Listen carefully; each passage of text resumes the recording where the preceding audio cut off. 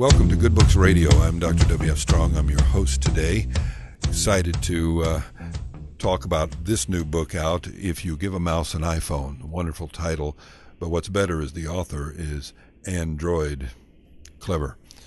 So we're going to talk to David Milgram about this book in just a second, but before we get there, I want to thank our underwriter, audiobooks.com, where your first book is free. I want to remind you that you can listen to Good Books Radio on our YouTube page, Good Books Radio simply on YouTube, and you can pick it up on our Facebook page as well, so you can download it and listen to it as a podcast if you wish.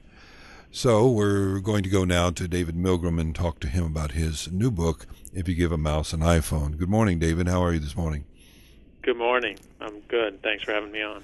Well, I'm excited because this is the first book that I've done that's a children's book, but I'm not sure it's really a children's book. What do you say? It sort of covers both children and grown-ups. Uh-huh. It is basically a children's book. It's basically a picture book, but it's shelved in the humor section, mm-hmm. and it appeals to not just kids, but it's sort of a hybrid. And this is the second book that Android has done, right? Yeah.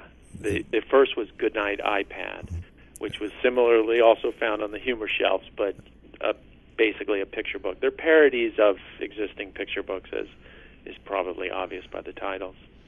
Well, I think as I read it, that I said, well, I can understand how a kid would like this just for its story, but for the adult it has a whole another level of learning, and it has an argument in it. And I suppose you must have a deep-seated, like a lot of us adults with kids, a deep-seated worry about technology separating us from each other. Yeah, definitely. And I think that probably is where the hybrid aspect of it comes in. It really is addressed to adults as well as kids. And mm-hmm. we have a 13-year-old, and, getting him to have a more balanced life is tricky. He wants to be on screen. Mm-hmm. So that's definitely a concern, and I think it's a concern in most households, and everybody I know has this issue too. It's very alluring for the kids, as it is for the mouse in this book, to get glued to the screen. And trying to help them see a world beyond that is it's seems tough. like our role as parents. And it's hard, yeah. Well, that's what our kids do, is they juggle screens. They're playing video games, and as soon as they stop that for a while, they go immediately to their iPhone, and then boredom sets in with 3 minutes of inactivity, and they want a screen. It's true. If my son is not doing something for a minute or two, he's like, "What are we doing?" And it's just so funny because it really is a whole different world. When I was a kid, there was television and radio, but you just watched what was on television when they put it on. There was no VCR or anything. Mm-hmm. There was a very limited amount of screen time or broadcast media at all that you could enjoy or use. And we were left, to go play, and our parents were nowhere to be found. They were, at home or whatever. We were out on our own, and we were trying to figure out what to do. And, there's something about that I think is important. I would not turn around, though, and say everything on screen is bad. Mm-hmm. There's some amazing things Yes. that are happening on screen, great things that are enriching everyone's lives, including kids. But it's hard once this really fascinating, mesmerizing, hypnotic device has been introduced to ever get anyone to sit around and be bored anymore. It's like overload. It's like the base, line. Mm-hmm. Well, I've noticed that we grown-ups are a little bit hypocritical because we tell them that they should spend less time on their phones and playing games, but they're hooked on Call of Duty and we're hooked on Words with Friends. We have our own liabilities here. Absolutely. Sometimes we're telling them to get off the screen while we're on screen ourselves. Well, what I've taken to do, I have 2 teenage boys, and I go down at 10 o'clock and I pick up all the stuff. I don't want them vamping, staying up all night and playing these games. So I get the iPhones, I get the, I just get their controller, their Xbox controller, and I just take everything away from them. And they complain, of course, but but it's not different from what your parents and my parents did, I'm sure, because they would tell us, okay, it's 10 o'clock or it's 11, and you turn off that TV and go to sleep. And so there were controls on media for me, and I'm sure for you. Yeah, it's a funny point. I was just thinking as you were saying that as soon as any technology has been introduced, parents have had to remove it at the end of the day, including the light bulb. It's lights out. Before there was TV, there was reading. It's like as soon anything that we've invented has to be taken away so people could calm down. And then, one of the reverse elements for me was when I discovered the itty-bitty book light. That was such a cool little secret to learn because, this wasn't a time, I was already grown up and out of the house, but my wife was always bothered to have the light on, and so I couldn't read. And then when I discovered that, it allowed me to have access. And that's what kids also kind of want. They want access to their screens as often as they can have them. And but it's not going to go away. This is the world that we have. Way. It is, and I think the important thing is just to find some balance. As adults, we have to sort of regulate ourselves. And if you talk to people, you hear people are not always doing that well. Sometimes we're on our devices more than we want to be or we think is good ourselves. So, helping the kid learn that is again, it's one of these balance issues. Kids have to learn a lot of things, and simply denying them screen time, I don't think is going to work. It's kind of helping them see that there's something else and what the value of not being on screen is. Yes, it is a hard thing because I know my kids get tired of me talking about my own childhood, which, you cannot give a child your childhood. Right. But I tell them, I said, I grew up in a place where there were 15 kids in the neighborhood, and we could field a baseball team at any moment, or a football team, or play basketball. There's plenty of outside activity because we had all the kids necessary to make it possible. But now, you go outside, there's no other kids. There's nothing out there for them. Yeah.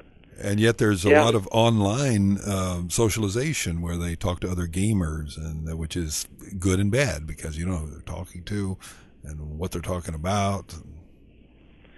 Yeah, but it is where socializing is done. I know it's like a ghost town out there. It really has changed, and it changed long before there were devices. Mm-hmm. This was a change that had to do with other things, maybe both parents working and other factors. But it's like the groundwork for this tech obsession had been laid before we even knew this stuff would come along. I remember hearing a speech by Zimbardo, the great social psychologist who said that the thing that's happening is McLuhan-esque, that the medium is the message, so the kids are getting hardwired early for this digital world, and straight didactic lecture in classrooms is boring to them because it is a one-way stream of communication, and it doesn't have the vibrancy of the interaction that they're used to online. And so education systems are going to have to change to accommodate these kids who've grown up juggling screens. Yeah, it's an interesting point, and where that's heading, I don't know. Technology tends to scare people when it first comes around, and it doesn't always pan out to be so awful. But this idea that everything has to be at hyper entertainment level all the time it's a tough act to keep up. It's exhausting to put it out there, and I think it's overwhelming to take it in. There's an ad out right now by General Motors, I think, in which they promote their new cars as giving you the freedom of the open road and the freedom of 4G network wherever you go. And they show kids in the back seat driving by the Grand Canyon or something, but they got their iPads. And I thought, well, what kind of freedom is that? They're missing. Funny. It's your book, It's your book. It is. It's what I'm warning about, and they're putting it forth as a selling point. Yes, that's funny.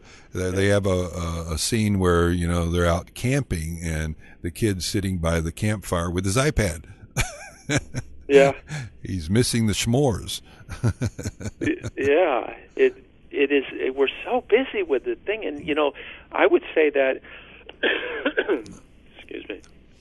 I would say that if it was giving us the same experience as real interaction was, and actually being out in nature and feeling it and playing and making stuff up, then I say great. But I feel like it falls short, and I think that other people must agree, because a lot of people have this concern.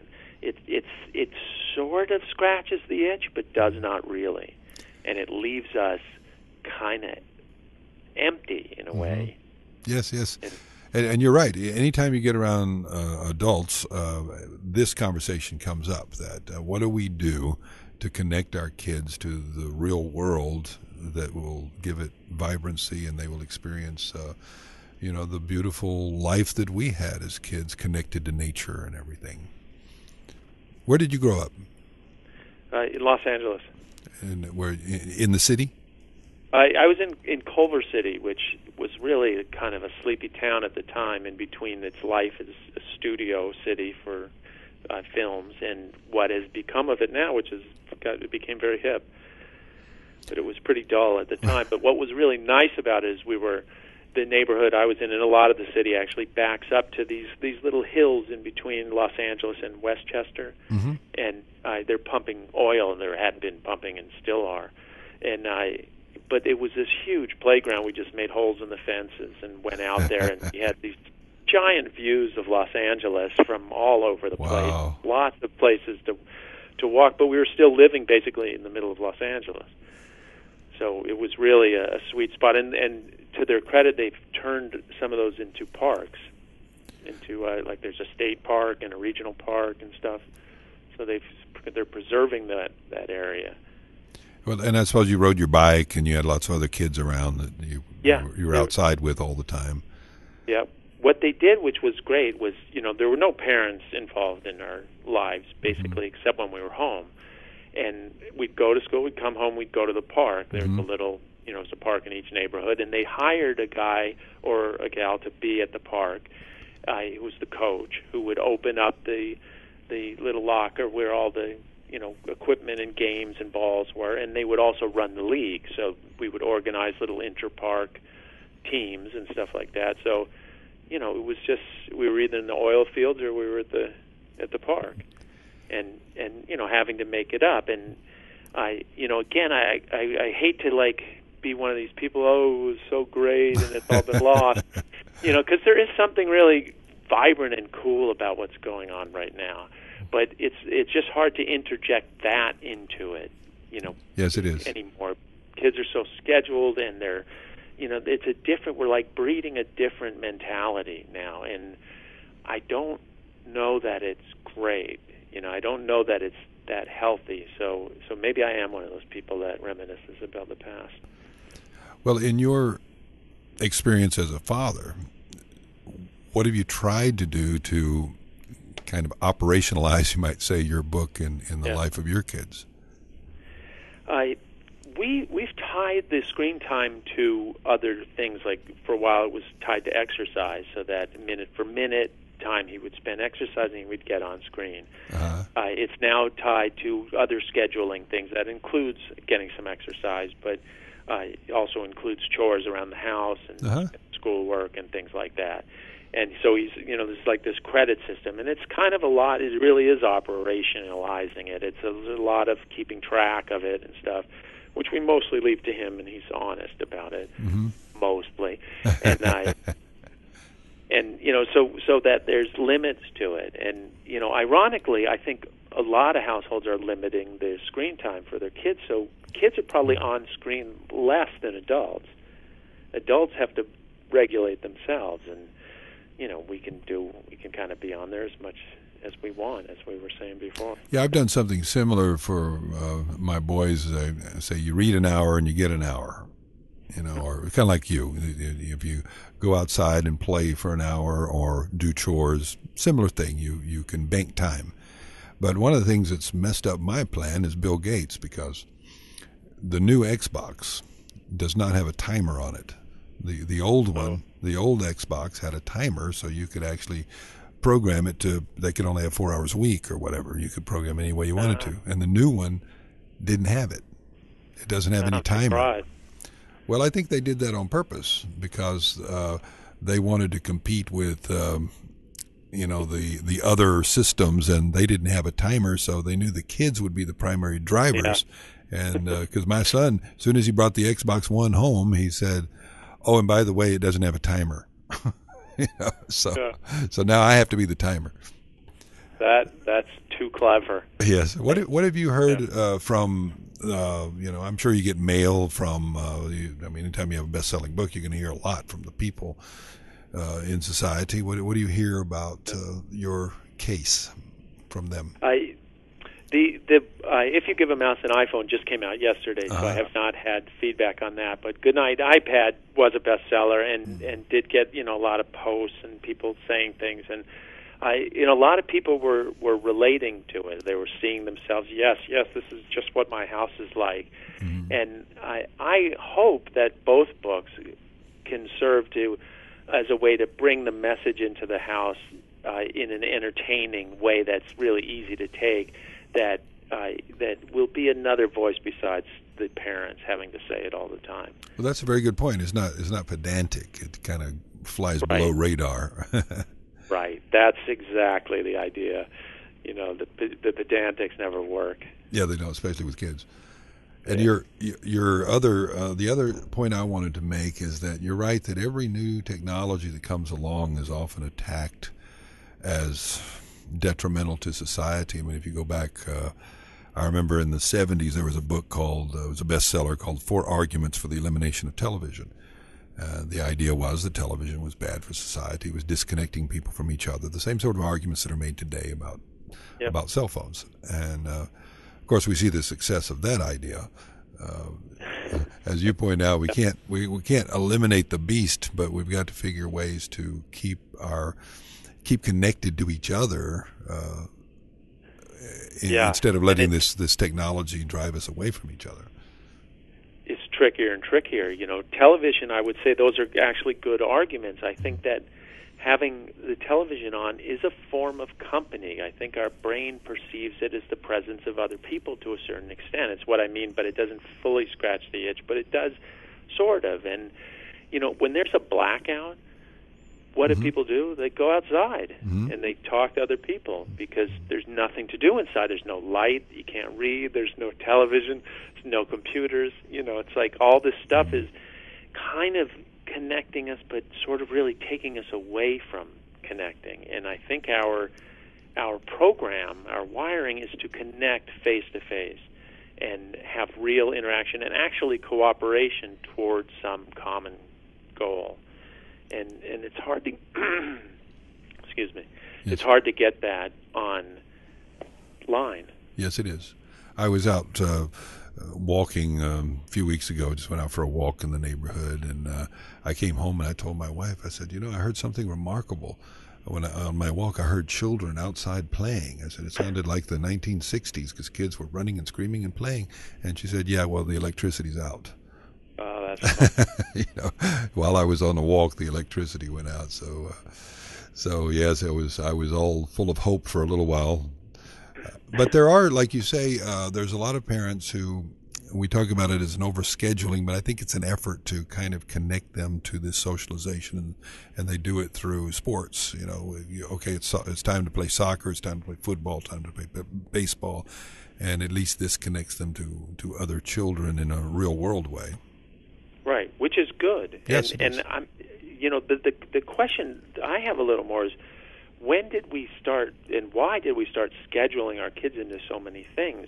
We, for the price of one guy hired by the city to be at each park, we had child care basically for everyone that was at the park. If anyone got hurt or anything, there was a guy there with a phone and he could help.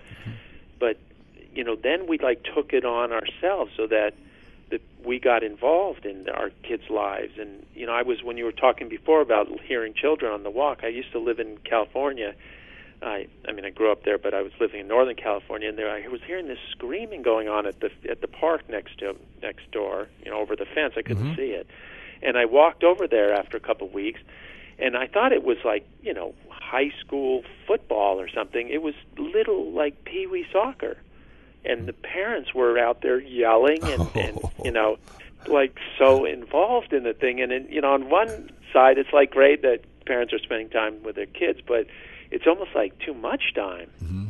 It's like kind of hyper involvement. The helicopter parenting kind of a thing, and I do it too. And I understand it, but something in this translation to our current time I feel like is missing in it.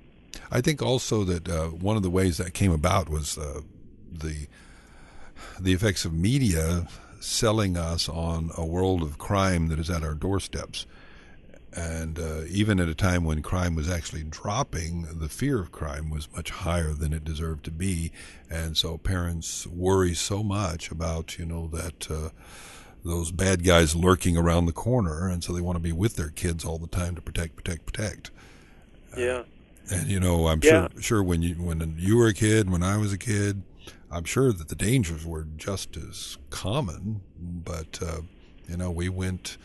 we'd kind of leave in the morning, and my mom would say, well, you guys be back by sundown, Yeah. or come back for lunch. I want to see you at lunch. And then we'd dash in and eat quickly. But to be inside was something that was terrible. We rushed to get outside over and over and over, and now it's the opposite entirely. Yeah, it really is. It's like a whole reversal. And I love the outside myself, and maybe it was because, in part, I grew up outside and with these, like wonderful outside because of all the views that we had, the hills that we had to play in. And even though they were pumping oil, we that was almost part of the attraction. And what about drinking out of a hose? Did you do that? Did you drink water out of a hose? Isn't that the most wonderful water there ever was? But we're not supposed to do that now. I know. That's why I find it funny. My kids will be outside once in a rare while, and they'll be getting thirsty, and I'll say, well, there's a hose right there. No, they got to go inside and get bottled water because, that's just somehow beneath them to drink out of a hose. Yeah, we drank from the hose while we played with the mercury that came out of the thermometers. Yeah, and rode bikes without helmets and completely, and sat in the front seat of the car with no seatbelt. Amazing, we're here. Yeah. Well, listen, thank you so much for joining us today. This is a wonderful book, If You Give a Mouse an iPhone, by Android. And I wanted to ask you, what are you working on next? I'm just sending out a book, another picture book that is a history of technology from sort of fire and stone tools all the way through to all, kind of hitting all the important developments through. Yeah, and done for young kids, like as young as maybe 5. Mm-hmm. And that might go under my own name, David Milgram. I don't know if that'll be an Android book. I don't think so. Do you do the illustrations? I do. I do both the writing and the illustration. Wow, that's great. It's fun. Well, have you been drawing since you were real little? I was. I started. I always liked it, and because I got encouragement and I liked it, I stayed with it, and I've just drawn my whole life. Oh, these are wonderful. And what illustrators do you admire? There's a lot. I love right now Oliver Jeffers. Do you know his books? His picture books. There's Melissa Sweet. I love. For whole books, William Steig is great. A lot of the classics, Dr. Seuss, Curious George, have been favorites. The Pooh stories, I adore. Well, at what point in your life did you try your hand at this? Were you like 4 and you read Dr. Seuss and you said, "Wow, this is cool. I'm going to try this"? when I was 19, I always read Peanuts growing up, and when I was 19, I read a sort of a biography collection of Peanut strips about Charles Schulz, and thought, wow, you could do this for a living. Like, this is possibly a viable job. Right. And so I wanted to, I like drawing and I like writing, so I thought writing and drawing together was the thing, was a great combination. And I was doing that, trying to develop a strip for a while, and there's only one other way that you can combine writing and drawing, and that's children's books. It's either comics and cartoons or children's books. And so I took a workshop I was in New York at the time, and the thing I wrote for the workshop was well received, and I ended up selling it, and it became my first book, and so it was very encouraging, and I just continued doing more and more books. It seems to me that I read a book, I'm just trying to put it together, I read a book about a year ago about Ripley from Ripley's Believe It or Not. Oh, yeah. And he started out as a cartoonist. He was a kind of nationally known cartoonist before he slid off into the the bizarro world that he ended up in. But I found it fascinating that he started out as a cartoonist. Oh, that is interesting. It sounds even vaguely familiar. The books have all those kind of pen and ink drawings in them, or used to anyway. They're probably photographs now. Yeah, he got started. He was, I believe, the story begins that he's like you from California. Just he was a very poor child, and somehow through drawing he found acceptance, and then he spun that into working for bigger and bigger newspapers, and then from there somehow he ended up in this world that he created, Ripley's Believe It or Not. But anyway, you just made me think of that when you talked about your own background and sliding into this world. That's a great story, and we're probably all cartoonists at heart because all the drawing we do initially. Everybody doodles, right? Yeah, and it all is kind of cartoon art. It's line drawing stuff. Yeah. And with Dr. Seuss, he was in California, right? Yeah, and I think he did illustration, and I think I might have seen some gag panels that he did also. I just remember his a story about him making a bet with somebody about saying, I can do a book with no more than 5-letter words. Yeah, I can keep everything restricted. I don't know if it's 5 or 4 or whatever it was, but that was the kind of bet he made with somebody, and of course he did it. And I think it was a limited number of words too. And I think that was the Cat in the Hat, but I'm not sure. Oh, is that right? Now, when you do a book like this, what comes first, the story or the illustrations? Usually I'll work kind of together. I'll do some drawing and I'll have a story idea, and I'll see where it goes, and I'll look at the drawings and imagine where it might go from there. This one actually started with the title, which came up in a conversation with my agent.